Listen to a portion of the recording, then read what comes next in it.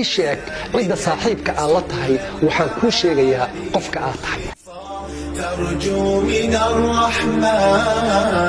رفعة منزلي شمر وكن للعلم دوما طالبا لا تيأسن ففيه عذب المنهل يا أمتي عهدا بسم الله الرحمن الرحيم. لما أمد الصوماليات ميل كستو أد جوجتان السلام عليكم ورحمة الله وبركاته. سلام قيمة بدن كدب halkan waxaan idiga soo jeedinayaa maanta xalqada shanaad ee barnaamijka Hami iyo Horumar. xalqada shanaad waxay ku saabsan tahay mid kamida toobiyada ugu qatarsan oo qofka bani aadana noloshiisa horumarin karta ama noloshiisa burburin karta. toobigaas ama ciwaankaas oo magaciisa la yiraahdo saaxiibka iyo saameyntiisa. qofka bani aadamku aad iyo aad ayuu u yahay qof kasta oo bani aadana waa bulshay,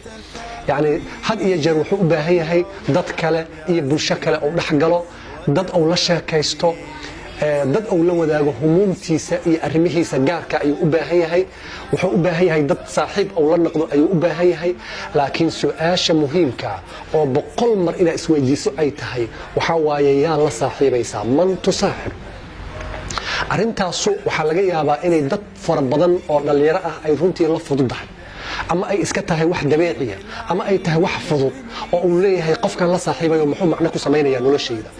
ogaaw dadka aad la saaxiibayso aad iyo aad ayay khatar u yihiin noloshaada, ama noloshaada waxay ku darayaan qiimo, horumarkaaga ayay ka qayb qaadanayaan, ama noloshaada ayay burburinayaan oo sifir ayay ku geynayaan. marka waa inaad aad iyo aad uga fikirto yaad la saaxiibaysaa, sababtoo ah qofka miisaanka halbeega lagu cabiro qofka bani aadana waxa waaye dadka uu saaxiib leeyahay. waxaa jirta oraax caana oo dhahaysa ii sheeg cidda saaxiibka aad la tahay waxaan kuu sheegayaa qofka aad tahay. يعني أراهداس وأراه runtii aad iyo aad qatar u ah. maxaa loola jeedaa qofka dabcan waxa lagu qiimeeyaa dadka uu la joogo, dadka saaxiibka uu leeyahay, dadka uu la sheekaysto, xataa haddaan la aqoonin dadkaas hadday yihiin dad wanaagsan, dad khayrka ka shaqeeya, dad fiican, asigana waxa loo rajaynayaa inuu dabeecadahaas uu leeyahay. haddii dad xun uu la saaxiib uu leeyahana dadkaas xun uu ka mid noqonayaa oo iyaga dabeecadahooda ayuu yeelanayaa. marna ha ku fikirin inaad tiim xun iyo dad xun dhaxda uga jirto adigana badbaado aad iyo aad ayay u yartahay, aad ayay u yartahay. sababtoo ah saaxiibku waa ku saameynaya. fiiri, haddii wax kale saaxiibka xun haddii wax kale uusan kuu dhimin waxaa dhib kugu filan inaad qof xun aan la joogtaa dhib kugu filan. sumcad sayi'a ayaa ka kasbanaysaa, sumcad xun ayaa ka kasbanaysaa. haddii qofka fiican aad la joogto wax kale hadduusan kuu gelinna inaad qof sumcad fiican la joogto oo saaxiib la tahay intaas ayaa sharaf kugu filan.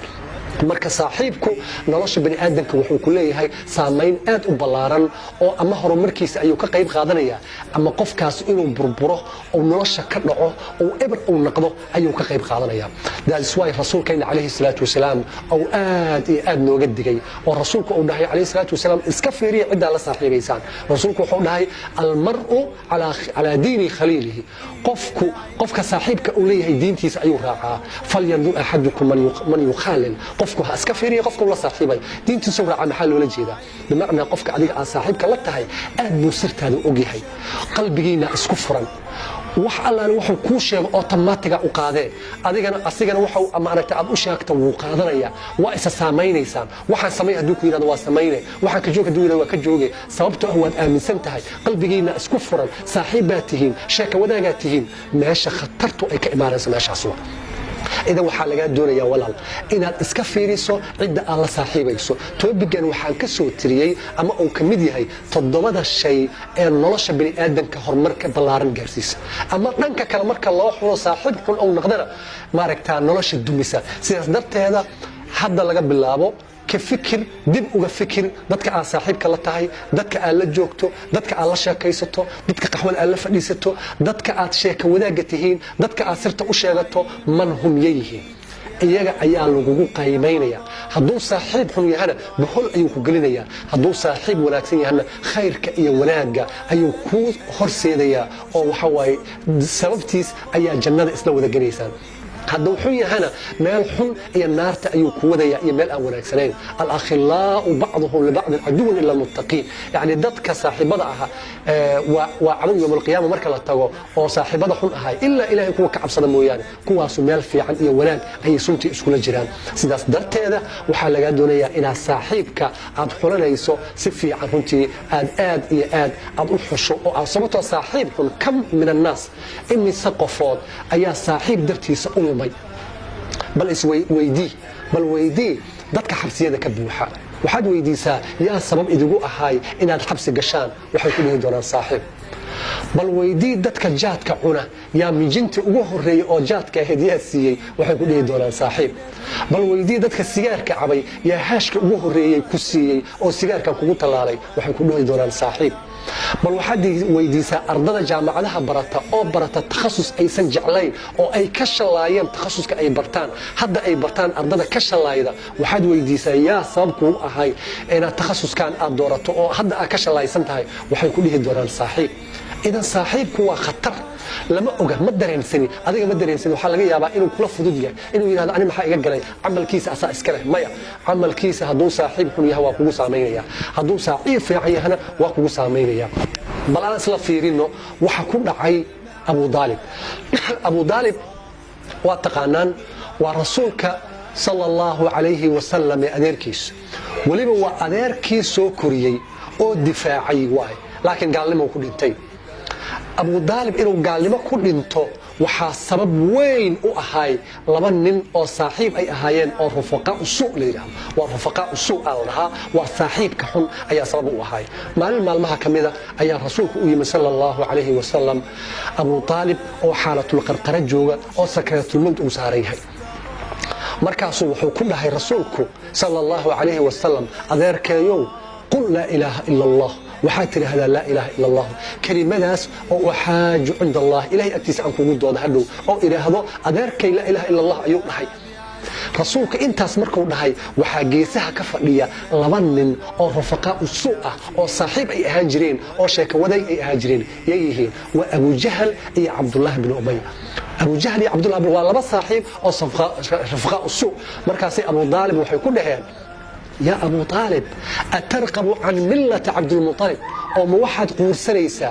أو كتغيسا أو نعيسا دينتي عبد المطلب هو أبيس لكن أبيس قال لي ما كنت أنت مشرك واحد إذا دينتي عبد المطلب مية كتغيسا أو قورسانيسا فما زال يكرناني ما أي سكتك إلي كعد علينا أي تكسوق ليا حالة قرقر وجوده وسكرات الموت رسولكم وحوليها قل لا إله إلا الله له يقول وحيليهن موحد قورسانيسا أو ينسيسا دينتي عبد المطلب مركاسو كلمات قدام بين أو نحي عن ملة عبد المطلب معنى وحا كل مريا دينتي عبد المطلب أي كل مريا sidaas ayuu ku dhintay waxaana ninkaas sabab weyn u ahay oo ka qayb qaata rufaqaa usuu labadaa saaxiib oo xun laakiin haddaysan la joogi lahayn oo rasuulka uu ku celceliyo oo dhihi lahaa qul laa ilaaha illa allah waxaa laga yaabi lahaa inuu laa ilaha illa allah laakiin rufaqaa usuu ah ay saaxiib ahaayeen oo sheeka wadaag ay ahaayeen ayaa waxay ku kiciyeen ay ku nuuxnuuxiyeen diintiis iyo wuxuu aaminsanay waxay ceeb uga dhigeen inuu ka tago cumrigiisa oo dhan wuxuu aaminsanay walaalayaal saaxiibkaahu soomaalidu waxay yidhahdaan kumana caddeeyo kumana madooyo sawyaha ayuu kaa dhiga hadduu xun yahana xumaantii ayuu ku gelinayaa hadduu wanaagsan yahana wanaaggii ayuu ku gelinayaa idan waxaan barnaamijkan ku soo gabagabaynayaa walaal barnaamijkan aad ayuu saamayn u leeyahay saaxiibka xun runtii waa wax la soo tijaabiya waa wax rasuulkeena uu nooga diga calayhi salaatu wasalaam idan waxaan ku soo gabagabaynayaa markaad dooranayso saaxiib walaalow saaxiibkaaga u dooro sidaba dharka fiican aad u doorato markaa carwo tagto war saaxiibkaa u dooro markaad raashinka fiican aad maqaayad ka cunayso raashin aad dooranayso saasoo kale saaxiibkaa u dooro war markaad wax cabayso cabitaanka u fiican ayaa doorataahe saaxiibka ugu fiican noloshaada u dooro sababtoo ah saaxiibku